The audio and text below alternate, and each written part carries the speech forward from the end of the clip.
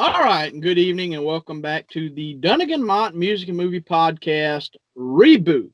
I'm Devin Dunnigan, and with me, as always, is Mr. Stephen Mott. How you doing, Stephen? Great, Brother Z.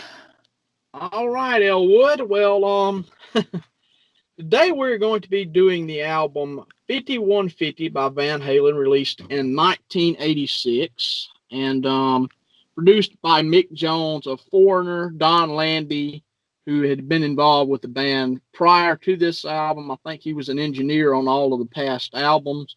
And Van Halen itself. It was recorded at 5150 Studios, and it was actually released on March 24th, 1986. It was recorded from November 1985 through February of 86. And yeah, this particular album, this was my pick. I enjoyed last week's episode where we were kind of opposed on the album itself, and Merle Haggard's Chicago Wind album. And I decided to do something maybe we both kind of disliked. And from what I understand, I think I'm kind of right on this. And I mean, with my history of Van Halen, I mean, the FM hits is what really got me into. Well, the FM hits I've always kind of knew, and then the Rock and Metal Combat podcast got me into Van Halen. But this particular album, I heard my dad had a cassette of it. I think he was a DJ back in the day, so he had like the top 40 stuff. And I eventually asked him why he had the album. He said, I don't even remember now, because he doesn't really even like this era of the band. But I mean, I listened to it. I like 3 songs off of it, but the rest I said I just said is not very good. I've heard this album several times since, but I mean, logically, this is kind of the logical progression from 1984. I mean, 1984 kind of brought keyboards in and stuff like that, and this album was a direct progression from that.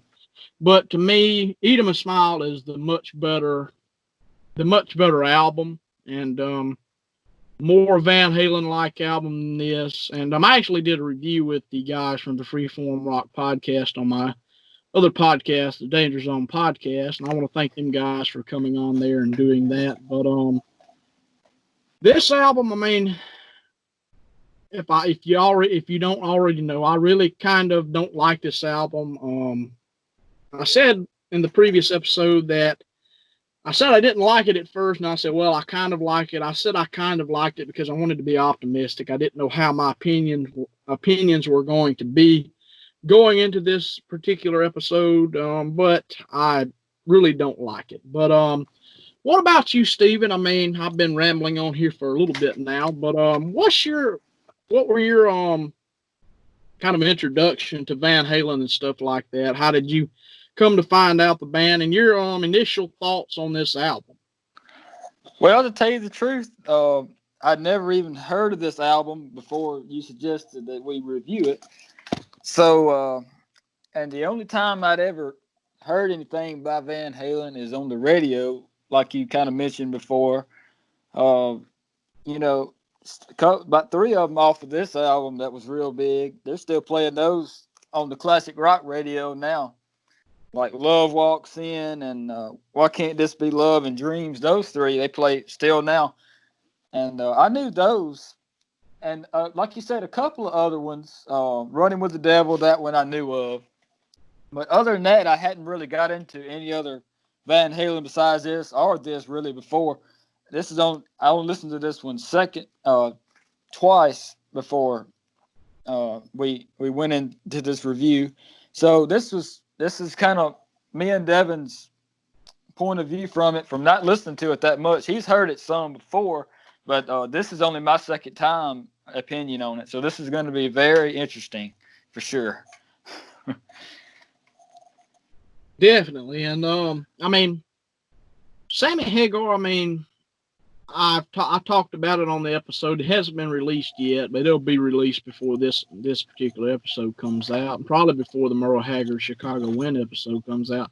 But I talked in depth about me thinking Sammy Hagar was not very good lyricist. I'll get into that a lot more on this album. I think he is a weak lyricist, but I mean, I said in that particular episode that I like the first Montrose album. I really do. I think the first Montrose album is pretty good. I actually listened to that the other night. I revisited, and I liked it. I revisited it. If I can't, man, I can't speak at all, but I like that album still. I think that album holds up pretty good. I mean, that was kind of America's answer to Led Zeppelin, and I mean, putting that on a scale with Led Zeppelin, I mean, Led Zeppelin wins obviously, but I mean, there was actually prior to getting with Sammy Hagar, Eddie Van Halen and Alex Van Halen were actually considering having a series of temporary singers to replace David Lee Roth, who had left in '85. And that included Patty Smythe, Eric Martin, who would later go on to be in Mr. Big, and Jimmy Barnes. And if I'm not bad wrong, I also heard that Phil Collins was in there somewhere, if I'm not bad wrong. But I mean, actually, from what I understand, Warner Brothers Records wanted them to discontinue the Van Halen name. They didn't want them to use the Van Halen name for this album. And I mean, of course, Eddie and Alex Van Halen refused. And then the fans basically coined the term Van Hagar, either encouraging the band or discouraging it. But I mean, like I said, they went to work on this album in November of '85 and finished in February. It was released in March. And like I said, kind of the logical progression from '84, but to me, Eat 'em and Smile is that's the follow up to '84. And then A Different Kind of Truth is kind of that great, kind of of right now. I mean, that's the conclusion of the discography. But I mean, that if that is the last album, I mean, what a way to go out on. That's a great album. But that's all I have to say, pretty much. And yeah, I guess we can go ahead and get into the album. I've got a plethora of notes taken for this particular album. And let's get into the first track on the album. I think I've covered everything as far as the backstory goes. If I haven't, I'll talk about it throughout the review. But the first track on the album, Good Enough, a blatant attempt to be a Diamond Dave era type song. I like this song. I mean, the opening, Hello Baby, it's obviously a homage to the Big Bopper Chantilly Lace. Fun. I like this song. I think it's a fun song. Overall, this was it's one of the better songs on the album, and one of the three songs I actually liked the first time I heard this album. The lyrics seem to deal with food, but I kind of get the feeling that it's a bit of a double entendre. The bridge before the solo is pretty cool, and the solo's good, and it picks the song up to me, in my opinion. Cool breakdown, and yeah, that's pretty much all I have for this particular track. I think it's one of the better tracks on the album, as I said, and I like it. I think it's a good song. But now to you, Stephen. What do you think of Good Enough?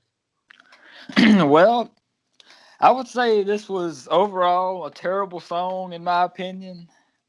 And really, I think I would just like to say, first of all, that overall, I didn't mind the production of this whole album.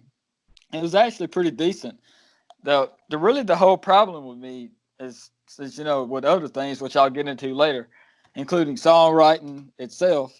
But anyway, so this song in particular, really, it wasn't great to start with. And then on top of that, the lead guitar, it really wasn't that good to me. There were too many dive bombs, which really I can relate that to all the album. I don't like dive bombs all the way to begin with. I don't really think it fits well with this band either. And I don't like the song overall, to tell you the truth. And that's kind of the whole really kind of mantra of the whole album, besides the three main ones that we're going to get into later. And really, in my opinion, not to go too much into the rest, but I'll just say this, that this whole overall thing, it seems to me like that they had about 3 songs, or maybe 2, 3 songs written, and like they didn't know, they didn't have any more material, so they just said, well, maybe we'll just make this concept album, and try to make it more heavy metal, try to emulate the other albums, like you said earlier, and it was kind of, I think that's why it didn't come out as well as it could have, even halfway as good as it could have, because I think they relied too much. This song in particular, to me, it kind of shows that they relied too much on trying to be a certain way or genre. So I guess that's for that one, brother, what I've got. All right, and going to the production real quick. I mean, the first time listening to this before reviewing this, I had a problem with the production. This last time listening to it, I didn't have the biggest problem. I thought the production was okay. The biggest problem I had at first was the drums. That didn't bother me the second time around listening to it beforehand, because I listened to it twice, as you had said. And I mean, the second time I went into this, I actually thought I was really going to like it. But I mean, after about the third song, I was like, okay, never mind. That's not going to be the case. But I mean, yeah, I don't mind the production. I think the production's okay on this album. I think it's pretty good. And I guess I'll say I like the production on this album for whatever reason. And I mean, I'll say it right now. I mean, this era of the band and the Diamond Dave era of the band, they're 2 totally different monsters. They're 2 totally different beasts. And I mean, to me, I mean, I call this is Van Hagar to me. I mean, it's Van Halen and Van Hagar. It's 2 totally different eras, 2 totally different bands, which happen to have similar members. But yeah, good enough. Like I said, I kind of like it. And then we go into the next track. Why Can't This Be Love? Another one of those songs that I liked on the very first time I heard this and heard this album, and I think it's a good song, good pop rock song, very, very keyboard heavy, and the solo is by Sammy Hagar, and just good. It's a good song, good vocals, and Hagar's solo is okay. It's nothing mind blowing, but this is like one of the few songs that Hagar actually performs guitar on during his whole tenure in the band. But yeah, I mean, this is a pretty good song, and I meant to say a minute ago, talking about the previous couple of times I listened to this album. The first time around, I hated this whole album. Then the second time, of course, now I listened to it, I was more relaxed for one thing listening to it. So I was able to kind of nitpick a lot better the second time around than the first time around, because I got really kind of mad the first time listening to it again. It had been the first time in a while since I'd heard it, but yeah, that's my opinion on Why Can't This Be Love. What about you, Stephen? Well, I think this is a tremendous song start with, but then again, on this album, it doesn't fit. Going back to what I said before, it kind of seemed like they had some good songs, and they didn't have any more good material. And really, they just didn't they just had to have something to stick it on. So they just stuck it onto this. And really, it shouldn't have been on this album, to tell you the truth. But I'm kind of interested to know the amount. I mean, I've looked at the YouTube description on all of these, and it looks like the same people wrote all of these songs. The combination of Alex Van Halen, Eddie, and the 2 others. I can't really remember, to tell you the truth, but I guess they wrote this whole album about the same time period. But to me, it sounds like they probably wrote the the best ones to me. This one, Dreams, and Love Comes Walking In, or whatever, Love Walks In. Seems like they probably wrote those first because they all have a similar sound to them. And to me, they should have stuck. They should have stuck with that concept. And this would have been an actually really decent album if they would have stuck to that. A little bit more of a popish sort of sound concept. I guess I could describe it as. That's the only thing I can think of, really. More of a, not softer, kind of a softer sound, but more of a like soft rock sort of feel. That's the only thing I can think of to describe it. And anyway, I've always liked this song pretty well. I guess that's about all I can say for it. Instruments and all, I love it. Okay.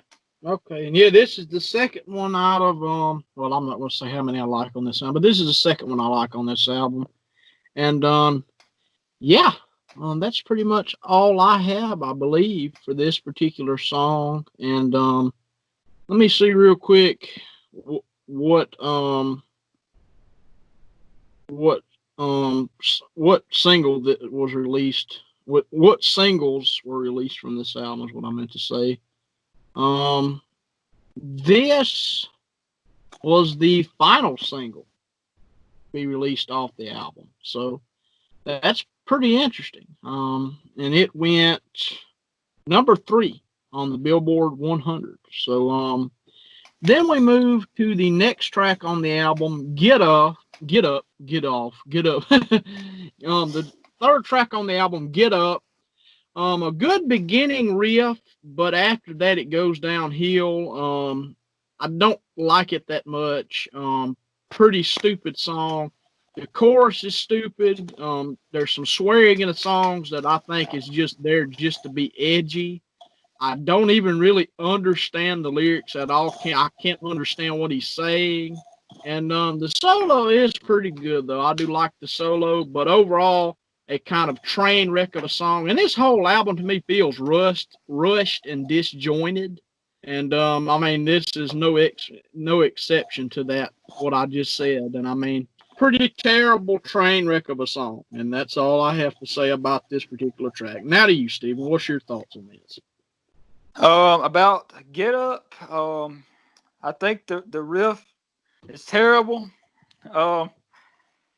I mean, I'm not trying to be funny. That's just really, really what I think. And besides that, the riff to me sounds literally out of tune, like it's not even in the right key, and it sounds to me like slide. And really, I mean, that's not really a good concept to use with this genre, in my opinion. It doesn't ever come out really sounding that good to use slide with hard rock or whatever you want to call this. And furthermore, like you said, I don't have a clue what it's talking about. Really, well, that's a lot of these songs I don't, but this is particularly one I don't. And it sounds like a poor attempt to go heavy metal that failed miserably. That's what I have written down here, and that's pretty much all that I have to say that I can think of about it. I mean, I just couldn't get into it really at all. There's not much melodically going on, not many changes.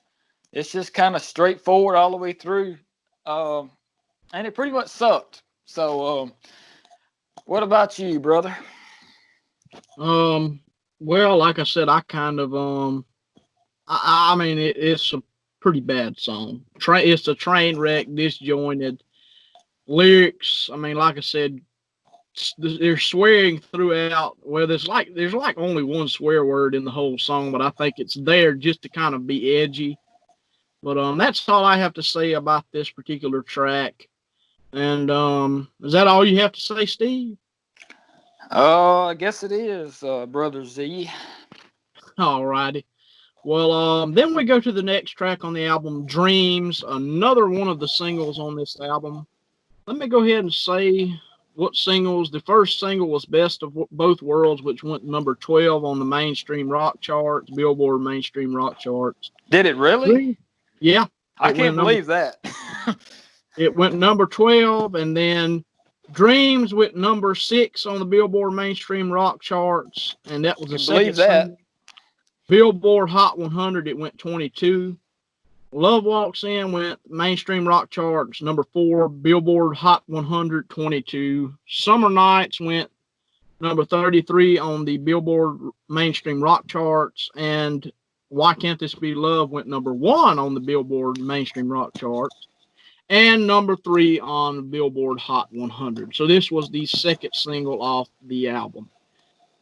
Dreams, the beginning, when I hear it, I cringe. It's trying to be Jump all over again. I don't like this song. The chorus is not that bad. I can go with the chorus, but some good vocals though. I think there's some good vocals by Hagar, but verses are crap. Dated pop rock. Just the breakdown and solo is awesome. I love the solo and the breakdown on here. The ending is pretty cool.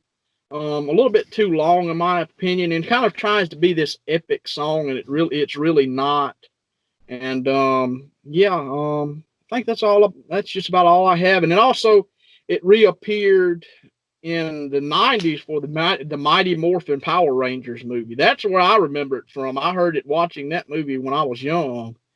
And I like I said, the ending's pretty cool on it, and the solo at the end. I think the solos all through this track are particularly good. But now to you, Stephen, what do you think of this track? Well, first of all, I would like to say that, like I said with the first track that I said it's about, Why Can't This Be Love? This is kind of in the same realm as that, in my opinion. It's that song as far as the genre and the way it's structured and such. The intro to me was too long and it didn't fit with it. I don't think it should have even been there. But I think the chorus has a great melody, and the verses I can deal with. I probably would have done something different with it, but and overall I think they should have stuck to this principle. Like this song, kind of a more, I guess, softer rock sort of feel, I guess. I love the production on this one particularly too. I don't know. I just think that they did a great job for the song. They didn't try to over instrument it wise, I guess I could say, if you know what I mean. Yeah. They didn't add too many instruments, in other words, but I think they added just enough. Really, just a great overall track, and it just goes back to the thing. Like, to me, this don't really fit. I think they just wanted it out. They had to stick it on something to get it out there, so they just stuck it on this. So, but great track in my opinion. But Okay. Back to you, brother. And like I said, to me, a dated track overall. I don't really like it. And I'm trying to find where this album split on the vinyl. I want to say it's split down the middle, but I'm fixing to make sure of that. I'm fixing to see here where it's split down the middle. And of course, my phone's got to hit everything but what I'm trying to go to. But the next track on the album is Summer Nights. Summer Nights, a decent riff at the beginning. It's kind of a Zeppelin-esque riff, but rest of the song goes down the toilet, in my opinion. Stupid lyrics. There's rumors that there is a version with Diamond Dave on vocals. I would really like to hear that, and I really don't like it, and tries way too hard to be a party rock song. Hate the breakdown riff in the middle. It tries to be this kind of funky type riff or funky type breakdown. I really don't like it. Solo to it's whatever, and I hate the entrance back into the song at the end after the solo. And the song overall is too freaking long. So that's all I have for this particular track. And now to you, Stephen. Well, back to the too long thing. I think the intro's way too long. In particular, the song itself, really in length, I mean, it's fine in my opinion. It's just not really that great when it's going. But I think there's a great chord progression after the original introduction. Um, and I think they should have stuck to that chord progression. It sounds pretty good. Then they just go into something else, totally different for the verses and the chorus and everything. I mean, they should have stuck to that principle. And it would have fit the album a lot better. I mean, the whole album really, it has that feel to it, like they had a good idea. It's like if they would have, I mean, if they would have stuck to that, not just, it's like they tried to go 100 places at the same time with this entire album, but it don't work like that. If you have a song idea, then just go with that idea, and don't try to have 100 different parts for a song. And especially with this song, it has way too many, like just different changes in it, just different feel changes, and the lyrics really don't, like you said, for the whole album, don't make a whole lot of sense. But really, with rock, it doesn't matter as much that with other genres. But in this one in particular, I mean, my main problem would be the structure. The structure just absolutely sucked, in my opinion. And I don't know who was to in the songwriting process. It usually goes that somebody comes up with the music, somebody comes up with words. Like you said, Sammy Hagar is probably the one coming up with the words for the whole album. And that didn't turn out too well.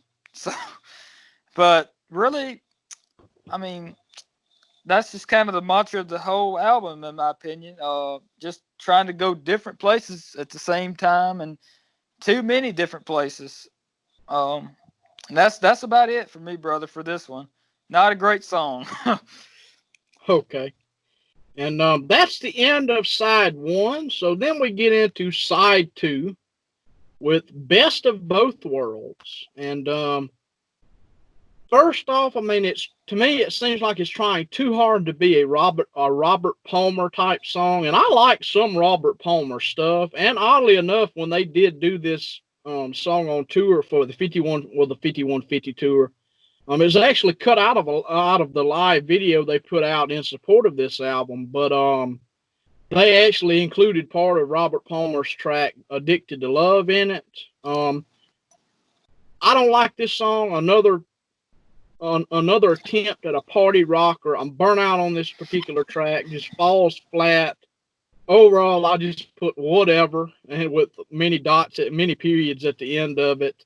And stupid song. And I did used to like this. This was one of the first tracks, one of the three tracks I liked on the first time I heard it.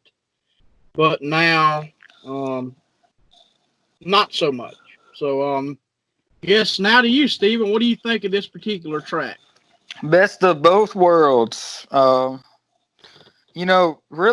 the concept of the song itself, to me, I don't agree with at all.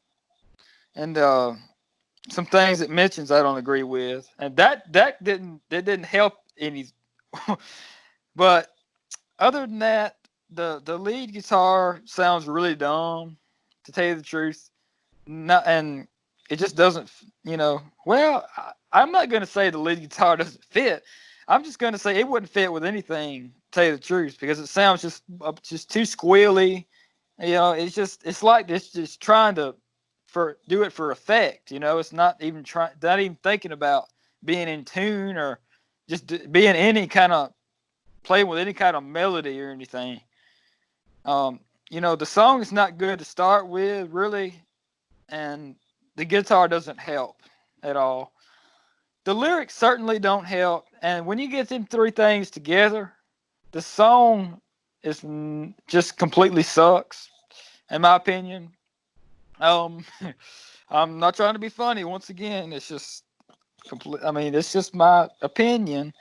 That they tried to do some things with it, and it's like they had a concept in mind, and they put themselves in a box, and it didn't work. That's Yeah. all I can say. It's like stuff that they tried to be like, you know, they tried too hard, and they just put themselves in a box too much. I know I said that already, but I just want to put some emphasis on that. To not do that, because this is what it comes out like. If you just say, well, I'm going to do specifically this genre, and it's just going to be this, and it's not going to be anything else, and it's going to sound like, that's why you don't do that. In my opinion, that's probably what the thought process was, and it didn't turn out well. So Yeah. back to you. All right. And I mean, like, I meant to say it at the beginning of this album review, but this whole album to me is trying to be 1984 all over again, and I think it fails miserably. But yeah, I don't like this song, and the solo to me sucks on this track. I don't like the solo at all. The solo's pretty bad. And then we move to the next track, Love Walks In. Love it. Great arranged song. A grower on me. I actually didn't like this one the first time I heard it. Good vocals. Good song overall. Best song on the album by far, in my opinion. And written about aliens, oddly enough, because I can't remember if Sammy Hagar said he was abducted by aliens or what the crap happened, but it's written about aliens. But love it, and this is more like it on the album, and to me a perfect song, good solo, and the lyric.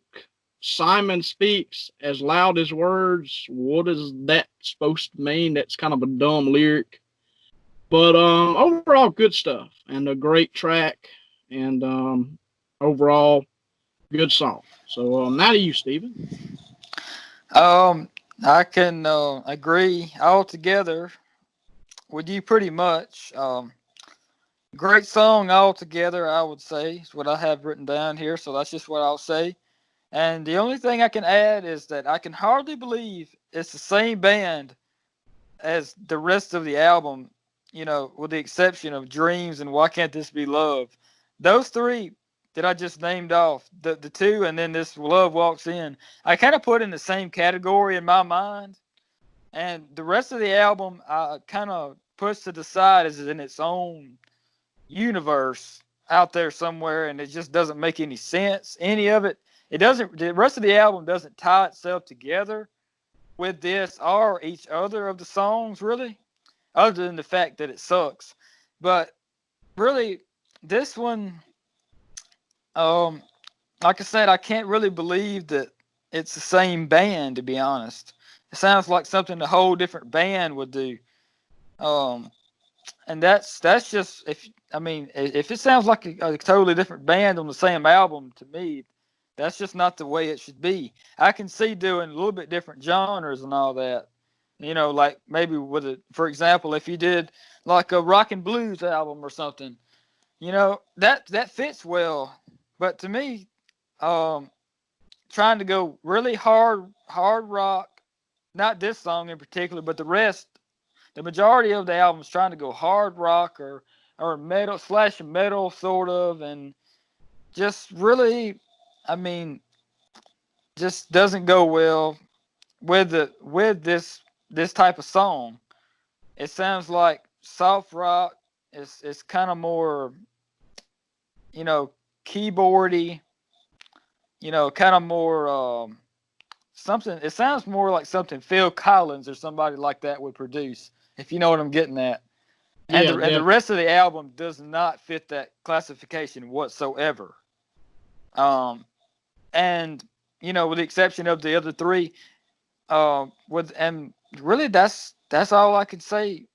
They should have stayed with that production.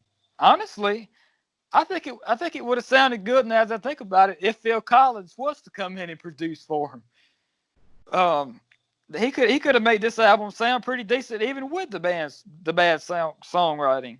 So I guess that's about all for me, brother. Great song individually, though. Back okay. to you.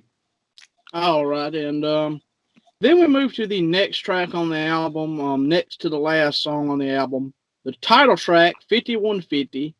I like this track once again. I think it would have been interesting to be an instrumental, but it's not, of course. But it would have been interesting. I mean, I've heard it said about "Girl Gone Bad" on 1984 that maybe it would have worked better as an instrumental. Maybe this would have as well. A cool song. I like the riff to it, and the theme for this particular track, the theme I get is that he's dealing with a crazy girlfriend, but I mean, still the lyrics are kind of questionable. I mean, I kind of don't get why it's called 5150, because 5150 is police jargon for a mentally disturbed person. So I really don't know. The chorus is pretty cool, by far best solo on the album to me, and good stuff. And I love the entrance back into the song. I think that's after the guitar solo. I think that's pretty cool. But that's all I have. And now to you, Stephen. Well, all I've got written down on my notes here is that this is word for word what I have. It says not great at all / completely sucked. But I have a little bit more because something you said kind of sparked something. The very title of this song, it says something about this album and this particular song because like you said, this album was going to be called, or they were going to do something named 5150 because of the studio and just because of whatever reason, because they wanted to use that name. Is that correct? Well, what And I understand, that's what I. and so really, it seems like they wanted to use that name, so they just stuck it on to whatever next work they were going to do. And this song in particular feels like the same way. It's like they was running out of song ideas, and towards the end of the album, and these last two, especially this next one after this, was definitely like this. But this one, it seemed like they ran out of song ideas, and they just said, well, you know what, the album name's 5150. Let's just name one 5150, and let's just pick a random rhythm, and let's just let's just try to write something simple and just try to get it over with. Is what it seems like they tried to do. Like, it seemed kind of like a desperate attempt to me to just try to finish the album. Really sucked. That's about all I can say. I mean, the guitar throughout this whole album was not really that good. Too many dive bombs. Um, you know, I just don't like it, to tell you the truth. This one Okay. in particular. But to Okay. you. All right. And yeah, I can't remember if I said it at the beginning, but 5150, like I just said, is California police jargon for a mentally disturbed person, and also the name of Eddie Van Halen's studio. I can't remember if I said that at the beginning or not. If I did, you've already heard it. So there you go. But then we move to the final track on the album, Inside. Um Stupid song, terrible, pointless. What were they thinking at all?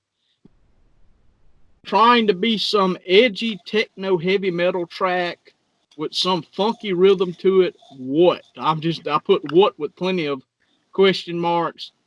This should have been called 5150 because it's totally crazy and absurd.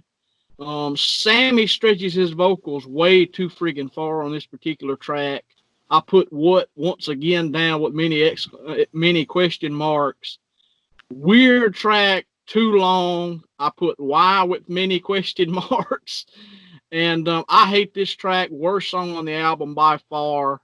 It tries to be edgy, but I mean, doesn't reach those heights at all. Stupid lyrics and chorus is terrible. Bad solo, and this whole song is just crazy and stupid. So, um, terrible way to end this album off. So, now to you, Stephen. I got a feeling I know what this is going to be. Well, the only thing that I disagree with anything what you just said that I disagree with is that I think this is a great way to end off this album because it pretty much sums it all up, in my opinion. Yeah, yeah, you're right. You're right. Yep. But I mean, because it's just it's music all the way through, pretty much. And this song really isn't even a song, in my opinion. It's just kind of random crap put together. It seems like somebody just came up with some random groove and then they just went with it and just came up with a bunch of stupid crap to say and just rambled up stuff. Like, it sounds like something you would do when you was high or something, to be honest. Like, I I don't know. Just absolutely, it's absolute stupidity. Um, I mean, just I don't know. I just don't understand why you would put that on an album. It's just on a music album to put something like that on it. Even with an album like this, with all the songs not fitting anyway, this definitely doesn't fit with any, I mean, not only does not fit with this, it wouldn't fit with anything. Unless it was like on an album full of stuff that's just like this. So really, I would say it's a great way to end the album because it sums it up. This album sucks altogether, and that's pretty much it. And I have a few more comments, but I'll wait till we get to the overall, makeup of the entire album. Okay. But that all you got for this particular track? This particular one, yes. Okay. Well, there is a couple of tracks that didn't make this album. One was, I believe it's called Eagles Fly. That ended up on Sammy Hagar's 1987 solo album, I Never Said Goodbye. It was acoustic, and they took it off the album because they said it didn't fit. So, whatever the case may be with that. And there's another track called I Want Action, which the basis of the song has pretty much been recycled several different times by Eddie Van Halen. It was originally supposed to be on that song, and from what I understand, that song got pushed off this album for Inside, if I'm not bad wrong. And I mean, whatever. I mean, Inside, going back to that really quickly, that's one of the things, like, it seemed like they would have put on here for like as a hidden track or something, instead of like maybe a bonus track instead of a friggin' part of the album. I mean, I still don't understand what they thought they were doing with that particular track. But going back to I Want Action, it ended up in the late 80s when Valerie Bertinelli, who was formerly Eddie Van Halen's wife, she was on Saturday Night Live. He took that riff and turned it into, I believe it's called Stompin' or something like that, for a performance on the show with the Saturday Night Live band with G. Smith. Thought that was pretty cool. I thought he did a pretty cool performance with that.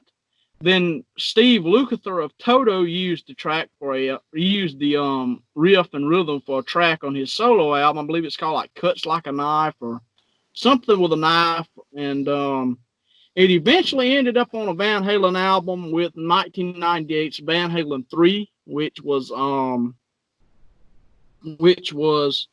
called Dirty Water Dog, which I actually didn't mind that track. But yeah, I mean, I listened to it prior to doing this review as well, and yeah, I understand why it was left off. I mean, it's a bland kind of hard rocker, and lyrics kind of don't make sense.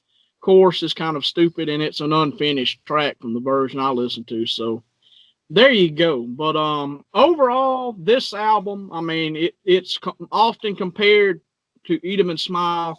Eat 'em and Smile wins that bet with me. I mean, that's also got Ted Templeman producing, who was the producer for all the previous Van Halen albums up to this one. He didn't come back for this album. He went with David Lee Roth. And I mean, I don't know how this album would have sounded if or how this album would have been with Ted Templeman. This era I really don't care for. I mean, overall, I think this era, this album kind of reminds me of comments on Van Halen 3. People said like the album's kind of disjointed. Actually, I don't mind Van Halen 3, to be honest with you. I mean, that may sound sacrilege or something like that, but I don't mind that album. But I mean, it's better than this album, probably, in my opinion. But I mean, I like some tracks from this era here and there, but I mean, kind of disjointed, kind of rushed. It feels like the band didn't mesh real well at this point. And I mean, really didn't mesh at all. I mean, they made a lot of money this album. I think every Hagar album went #1, and that's something that was used pretty prominently in the press and stuff like that. But and among the fan bases and stuff like that. But I mean, overall, this particular album I think is a pretty bad album. It's got the tracks like we've talked about we liked, but I mean, overall, a disjointed mess. I don't particularly like this album at all. Once again, I keep saying the same thing multiple times, but I mean, this whole era. I mean, Diamond Dave, heart and soul of Van Halen. If he would have stayed, I think we would have probably got Even Smile instead of this album. But this was Eddie Van Halen's album. I mean, I think all of these had a prominent part with him wanting to add keyboards in and kind of revolve the sound or evolve the sound of the band to something more AOR or contemporary, I guess you could say. But that's all I have. Not a very good album. The other albums of this era of the band, not very good either. I like some tracks on each of them, but yeah, not very good. But that's all I have now to you, Stephen. What's your kind of final thoughts? That was my final thoughts for now. What's your final thoughts? Well, I'll have a few comments and then I'll rate the album, which is going to be pretty interesting here. All the songs have about the same rhythm. To tell you the truth, and like I said before, I'm really talking more about the other than the big three, is I've kind of self-labeled it. The three that did well, and I'll just name them off again. In my opinion, what I'm talking about, Why Can't This Be Love, Dreams, and Love Walks In. Really, the rest of them have about the same rhythm pattern and all.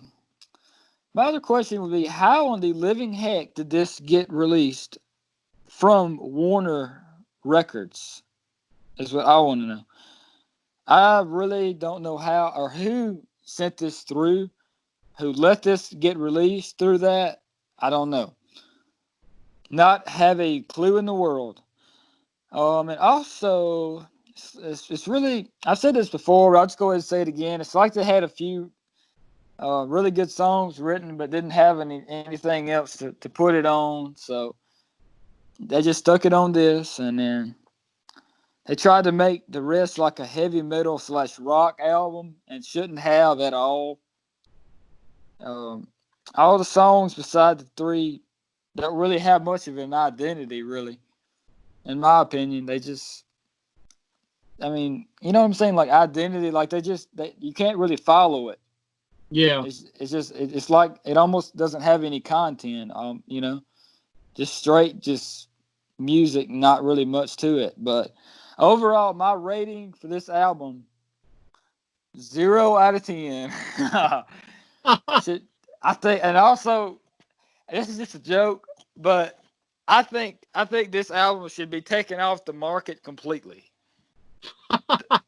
That's what I think of this album. Like, I think the three that I just mentioned that's just really good should stay on the market as singles, but this overall album as a whole really should be taken off the market shouldn't be sold anymore.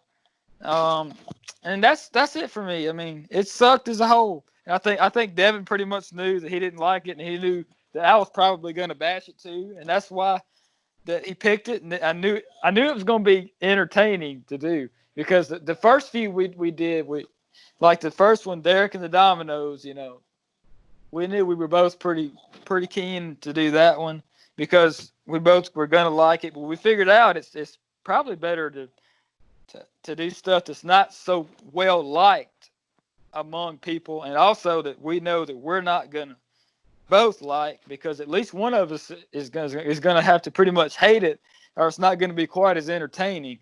If all the way through the episode you're going, oh, that was a great song and great guitar playing here and all this junk, and really people talk about Eddie Van Halen as a guitar player in a very high sense, and all the people talk about is Eruption solo, guitar solo, and all that, and I can understand that and all, and he innovated all this and he did this and that, but really, I on this album, I kind of hated the lead guitar altogether.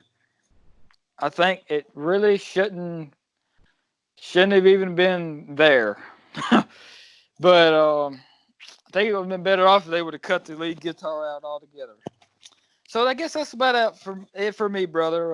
And I guess you can close it out, whatever you do there. Say whatever you want to say there. Okay. Well, that was pretty interesting what you just said, but I'm gonna give this album. Man, I kind of want to give it a 0 as well. I guess I will give it a 0 out of 10 as well. But some other interesting facts about this album. This was the first Van Halen album to feature no instrumentals by Eddie Van Halen. This actually marked a different production as far as the previous albums went, because Eddie's guitar was usually high in the mix and frequently pushed to the left channel to simulate a live sound, but now it equally sat in the mix, and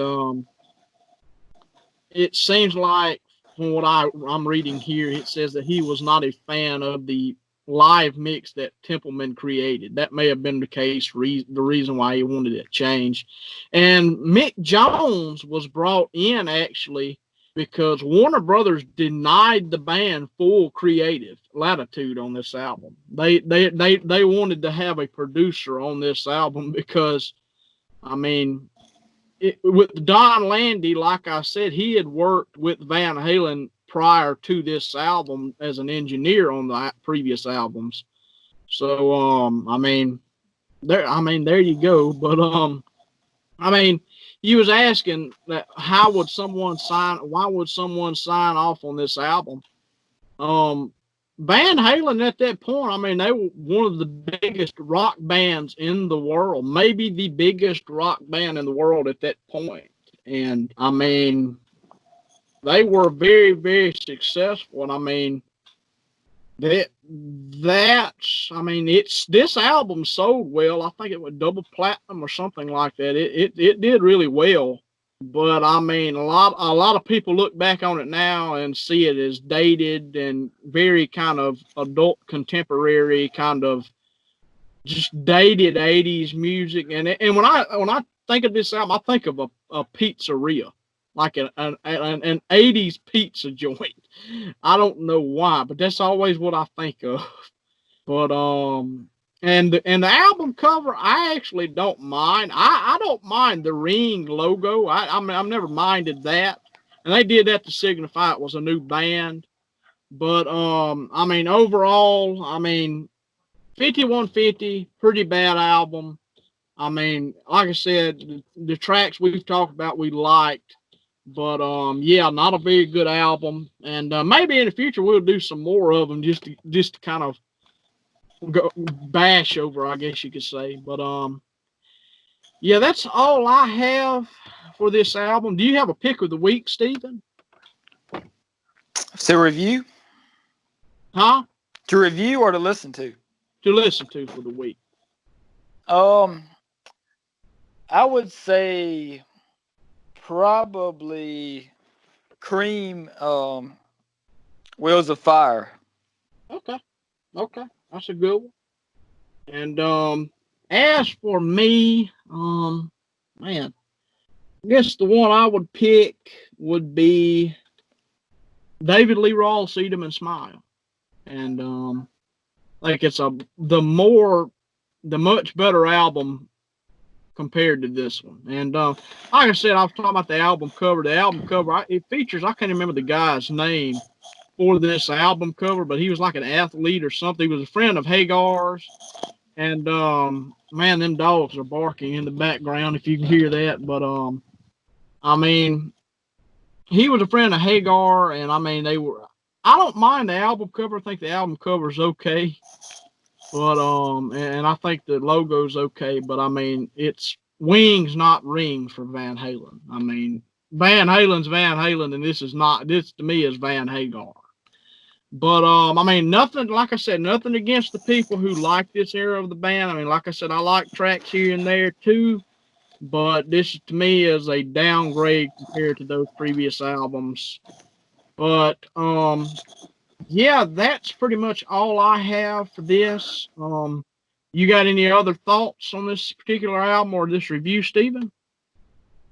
Well, my only other thought would be, like you said, where did they get 5150? Like, well, you said the couple of things that it could have been why they named it that, but as far as a logical reason of what that means, probably they don't even know, to tell you the truth. It just seems to kind of stick out as a name. 5150 as an album name. I mean, that's pretty unique, to tell you the truth. Probably not much anything like that's ever been done, or much ever will be much. Usually it's like either a one-word thing or like a 2 or 3 word deal at least, at the most 3. But to be just a number is pretty rare. And in my opinion, it's not a really good idea. And I guess that's about all for that. Well, as far as the album cover, I don't really care for the album cover either. Okay. Because it's like a dude holding up something like a ring or whatever, and I don't know. It just doesn't make any sense to me. Okay. And yeah, that's all I have. We're gonna have some different episodes coming out here pretty soon. And hope you enjoyed this episode. Thank you all for watching or listening. This will be up on the Anchor podcasting app, anchor.fm, as well as YouTube. And go support our YouTube channels, the Dungan-Mott Music and Movie Podcast YouTube channel, Stephen Mott's YouTube channel, my YouTube channel, as well as the Danger Zone Podcast, which is something I just started.